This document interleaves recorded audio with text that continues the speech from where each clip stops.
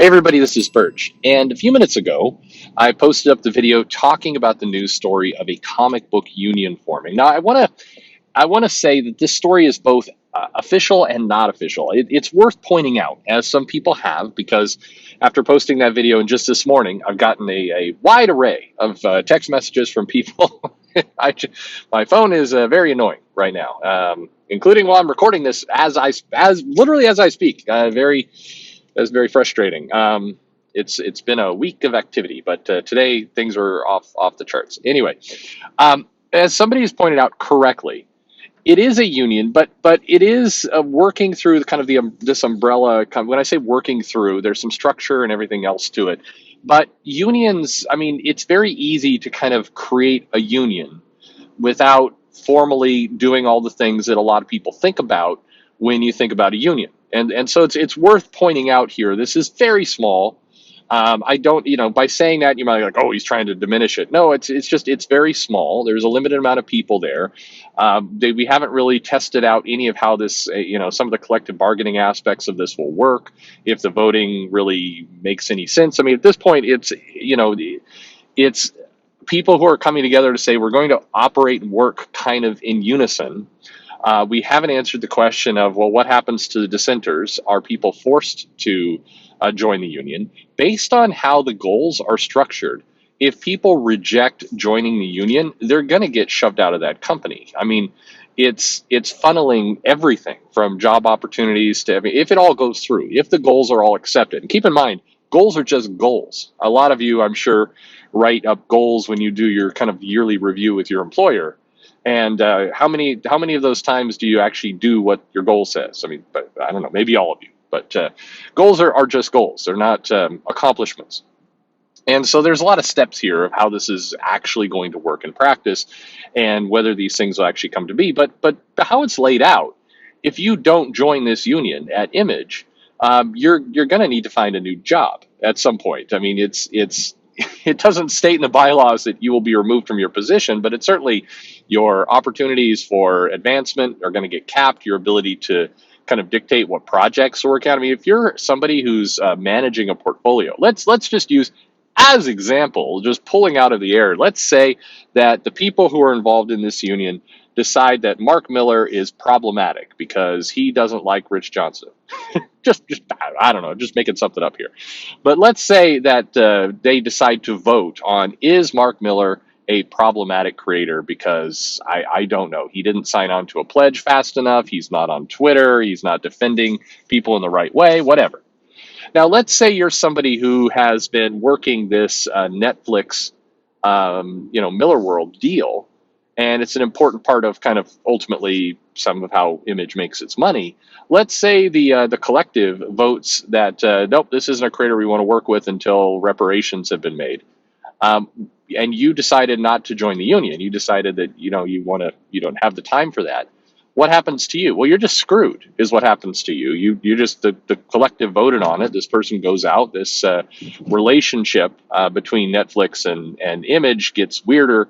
I mean, just, is this everything I'm saying far-fetched? Absolutely. It's completely far-fetched. But it now opens up the realm of that possibility with everything that's going on here, because it's creating this structure where if people vote one way, then people who either disagree with the vote, dissent, or people who are not part of the union at all and just kind of along for the ride, or just work for that company, don't want to get involved, your projects are going to get impacted. You are now going to find what you do tougher. And if there's been commitments that have been made, and this is where logistically a lot of questions come in. If somebody, let's say, for example, and I'm going to continue to use this example because it is far-fetched. No, I'm not hearing anything that people are going to go after Miller, although, anyway, I'm not hearing anything that people will. But given this relationship and contracts and material that have been signed between Netflix and Image for Miller World and those pieces of content, if suddenly there's a revolt inside of Image and the people say, well, we collectively voted with it, we don't want that person representing our projects, we reject it, then now a contract has to be broken, basically, between Image and Netflix. I mean, there's a lot of logistical ways this whole plan has issues. But again, these are goals. Are these goals ever going to actually be accomplished? Which kind of takes me to the second part of this that is worth talking about, which is how is this going to be picked up within the quote unquote comics community? Well, I love this text message. I love it and I hate it at the same time. I'm not going to say what's wrong. It says, "We're about to have a week long debate that will reveal how dumb creators are." God, yep. Yes, that is exactly what we're about to have, and it's happening now. Immediately, people jumped in on it, and jumped in on it in some cases in the most creepy way possible. I just, if you're like, I wonder how this will go. Here's Aubrey Sitterson. This is all excellent news. This is excellent news. If you're at all involved in comics, pro or fan, publisher, side or freelance, editor or creator, okay, and you don't support this, I have to wonder whose interests you're committed to defending and or how you're lining your pockets. Yikes. Yikes. This was announced earlier today, 2 hours ago from the recording of this video. Yikes. We're sitting here with 93 likes, 18 retweets. Yikes. That is a terrifying statement 2 hours in that we're already moving into the witch hunt phase of the union, which is if you look at the history of unions and how they work and how they better employees, there's kind of two directions. There's more than two, but there's kind of two main directions things go. Either the union actually does a lot of positive good in terms of straightening out inconsistent policies and getting things well organized, and helps clear up a lot of random elements and actually gives people more stable ground to stand on. Or it degenerates into a polarized battleground between one group and another group with wild accusations and threats, and ultimately creates massive distraction, confusion to a business. Now, if you've been following comics for any length of time, the odds of it being number two were pretty much 100%, and that is exactly where it seems like it's going. Some of the responses to this, again, are borderline nuts, of just for people wildly misunderstanding what a union is, what it does. It's like, oh, this is going to result in immediate more pay to creators. No, it won't. That's not at all what's going to come. I mean, it's just, again, what's funny is if you listen to my videos, I think you could make an argument that say, hey, more structure, more representation, more kind of unification, which have been original goals to a union way back in the day. Those would probably be a pretty good thing. And I know there's a lot of people on this channel right now who are anti-union. That's fine. My point here is there are real problems with comics and with the comic industry and how it, is carried out and what gets done and how, and frankly, some of what's happening right now is proof of why more structure is needed. The challenge is a union was always going to be an extremely hard way to pull that off. In a world that pretty much lives off of freelancers and independent contractors, it's all but impossible for a lot of these things to function well in a union, because not everybody is going to get represented. It's going to create weird little pockets of power and control, and that's not gonna end well. Just again, in all these cases, I'd love to be proved wrong, because I would like there to be established guidelines for how people get hired and fired. I would like there to be more transparency around what people are paid. I would like there to be less backdoor shenanigans and bullshit within comics about how people are brought in and out of projects. I think that would be a very healthy thing. If this union somehow accomplishes that, yay! Seriously, great. If this creates some structure so that people don't, go to cons and get diddled under the table by a creator, and then the companies work hard over the next 3 years to hide it until at what point they finally get tired of the creator and they decide to expose it, blowing up everything in the process, great. I would love for that to be the result of that, but that's not what's going to happen here. And bluntly, what actually rolls out of this is union dues are going to get paid. So some of these people are going to make less money. There may be some benefit to getting some collective bargaining to where people can get some salary increases, but that money is going to have to come from somewhere. So this group is going to have to figure out a solid business footing to actually produce wealth in order to create those raises that will give the money back. Speaking again negatively, this is likely to take money out of pockets, not put it in. Uh, and I'm somebody who has been made fun of plenty for advocating for more money for creators and people who work in comics. I still believe more money would help. If people held on to more of their cash, I think it would generate better behavior. This is likely to do the opposite. Point blank. As that last goal about wanting to create a voting structure to get rid of problematic people, I mean, quite frankly, again, that's just a terrifying statement. But let me go to another. Let me play this out a different way. I think comic books have desperately desired, people inside of comics, to create pockets of control. And we see that through private Facebook groups. We've seen that through witch hunts and various kind of things that go on social media. And I think we're seeing the twilight of a lot of the social media power and control that people have held. There's been a small group of people who have used, aggressive tactics to cancel the people they don't like and to get people in trouble. But unfortunately, like everything, if you go to that well too often, people start to become numb to it. And people are getting numb to it. The threats of cancellation, the threats of this is a problem creator, etc., have a lot less heat than they used to.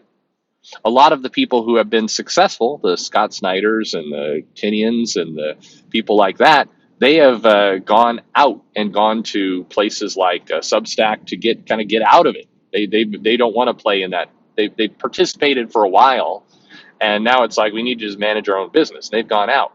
More and more people are looking at the Mark Millers and the others who have left social media to go, you know what? There's nothing to be gained by being part of this fight. And this has left a lot of the smaller influencers. When I say small, I mean, there's a relatively small handful of people who try and create trouble, try and point to but we're seeing them all flame out. We're seeing these accusations have less and less and less impact. People still make them. Videos still get made on them. Articles get written on Bleeding Cool. I mean, hell, this new artist initiative that comes out, Rich Johnston made positive that in the announcement of these artists, that he made sure to insert links to the various scandals he's reported on over the years, because he's part of this system. He's part of the people who want to control comics. Unfortunately, that's a group that is ever shrinking, and their influence is shrinking, and they're frankly, they're poor. You're getting nowhere. They're a bunch of gatekeepers within comics who are desperately trying to hold on to their control. This union is going to be applauded by those people because it feels like it's dangling a little bit of bait into the picture to go, hey, look, here's another way. Here's a new way we can get control, an official way. We're going to create a union. We don't really know what a union is or what it does, but we're going to create it because unions are anti-Republican and we all hate Trump. So, screw those guys. Let's start a union. And hey, as one of our bylaws, we're going to create a voting mechanism where we get to vote about people who get to work inside or outside this industry. Won't that be great? Yeah. I mean, again, they could try this.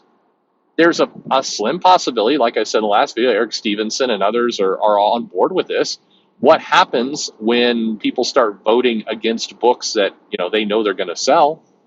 Is anybody going to go after Todd McFarlane? Probably not. But Todd doesn't participate in a lot of this dumb bullshit. So at what point do people say, that people who are trying to gain power and control will keep advancing as far as they can until somebody tells them to stop? And where they'll go after easy targets at the beginning, eventually, yeah, it will make its way to others, to bigger names, as a chance to test. It's going to test how well we can flex and take command. The problem with this, again, is there's not enough money in comics. If we're talking about like the steelworker union or the automotive union or the teachers union, you've got control there. You've got established control. At the end of the day, there are public schools. A lot of people can't afford private schools. Therefore, people are going to use public schools. They're going to use the unions there because people have to do it. People have to drive cars. As long as people drive cars, there's a need. There's a lot of money in cars. So a union can flourish in that environment. But if you're suddenly going to go to comics, again, there's not enough money, and there's really obvious, easy ways out. One of the parts of comics that does annoy the piss out of me, and always has, is this weird desire for people within comics to want to quickly form up their own clubs and then use it to attack others. It makes me nuts. And it has existed for a long time. Unfortunately, it's weird because even if you get some people who get dissatisfied with how a club is treating them within comics, they're like, we're doing our own thing. They immediately go out, create their own club, and then start to do a lot of the same shit. They just a lot of the same gatekeeping practices. And that's just how people, for whatever reason, have decided that's how they want to operate within comics. The challenge is you can put a fancy name like a union on it. You're still going to have to get over the hurdle of at what point does Marvel and DC come on board? And the answer is never. And so now you're left with, all right, so is this just what happens at Image? And then if you're a content creator, you look at it and go, am I willing to, jump into this system where at any point my book can get, randomly removed? Put it this way. If you're Scott Snyder, you're James Tynion, you're over there, or you're Donnie Cates, and you're putting your stuff out there on Substack, and you need to print fulfill, are you going to go to Image to do that? You could, but you'd be insane to. If your future of your book is basically going to live or die based on, a small group of a union who votes on whether you can be published there or not, as opposed to the business deals you craft with management. If that's the system you're willing to work in, you're nuts. Because you can't plan a business future around that. Conversely, if you're Boom, or you're a publisher with some money, or you're IDW or somebody, you have to be looking at this going, well, there's zero chance I'm going to jump on board with that, but I am going to take all the projects from content creators who are fearful that at any given moment their project could get yanked out from under them. It just opens the door to a very competitive thing. Again, this all gets uncomfortable because the second one of these votes goes up against an existing contract or some commitment, there's a problem. And in Image in particular, it's not like you're working with another company, you're working with an individual. If you decide to say we won't work with Mark Miller because we don't like him, but we're going to still work with Miller World, sorry, no, you're not. There is no Miller World without Mark Miller. I don't know if that's in somebody's kind of crazy head, but that's not gonna actually function. Please don't get me wrong, because I'm throwing a number of things at you. I absolutely think better structure, some rules, some non-silliness within comics would be a very good thing. And I do think that if we were talking about 1850, a union might be a way to solve that. Still, I would argue the industry is way too tiny for it, but sure. Okay, rules are a good thing. The challenge is, as I play this out and I look at the amount of people involved and the money involved and kind of the immediate stated goals, there's a divergence from just reality that sets in here. And so a lot of people say, oh, yeah, Perch is against this union idea. Not exactly. I'm not against the union idea. I'm against how this is going to play out. I am definitely in favor of better conditions, more pay, all these kinds of things, more transparency. Absolutely. I am also for more openness in how these decisions get made. I am definitely not for group voting based on a business deal. I think that is just asking for trouble. But I'm certainly not against better structure. I think it's a good plan. I don't think this provides it. So prove me wrong is where we get to. Is like I would love to see this work out. It would be wonderful in 6 months. We're all saying, hey, things got better, industry got more transparent, quality went up. The stated goals of our customers demand white glove service. Okay, it's funny because I think I've heard comic companies, comic people who work in comic companies rail against this idea of customers demanding anything for the last 3 years. But now we're saying we have to pay attention to the customers and give them white glove service. Sounds great. Sounds like a good idea. That would have been a good idea like 2 years ago, but okay, sure. If all those things are accomplished, I will absolutely say, great, I was wrong. and I hope more companies adopt this. I'm thrilled that we have a more professional, more well operating comic industry. That would be an amazing outcome. I'm up for it, all for it. I don't think that's what we're getting here. Not at all. And again, it is amazing to me. The tweets on this thing are right now. This Comic Book Workers United, it's got 11.8 thousand likes, 850 quote tweets, and it is some of the absolute more lunatic responses I have ever seen. Again, I hope this leads to good things. I really do. But maybe I'm one of those problematic people Aubrey Sitterson's talking about. I don't know. I foresee an absolute witch hunt coming out of this that all of us can expect, and that's just gonna suck. It's gonna suck for comics. It's the worst. Like, why you're doing this when we're having massive supply chain issues? Way to go. Um, you know, okay. A lot of comic creators are supporting this. Cool. If you are supporting this and we get this turned into, again, a big trial by public of people in the industry, you're just cutting yourself in the throat, bluntly. You should be a little concerned as a content creator of what's being said here. But, jump on. There you go. Anyway, that's my opinion on it, my commentary. Let me know your thoughts below. Fascinating days. In the end, okay, one more thought. I suspect we won't be talking about this at all within 6 months, if that long. I don't see this going over, but we'll see. Again, we so badly need some positive changes in comics, badly, and I am all for people bringing new ideas to the table. I hope this works out. I do. Thanks for listening.